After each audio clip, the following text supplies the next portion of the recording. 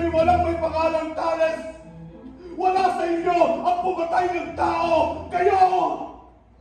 Kayo sina Luis Sabana, Magdas Pilarmino at Ikasoy Sagali. Mahigit pa kay Tales ang tiniis ninyo! Naghawan kayo ng bukidin, nagtayo ng inyong mga bahay ng puyat at nagtimpino mong pagkatapos ay palayasin. Niyurakan ang inyong mga karapatan matapos magsilbi sa hari ng Espanya at pamuhi kayo ng katarungan.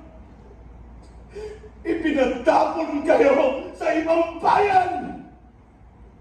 Mahigit pa kay Tales ang tiniis ninyo, ngunit wala ni isa man sa inyo ang naging ganti.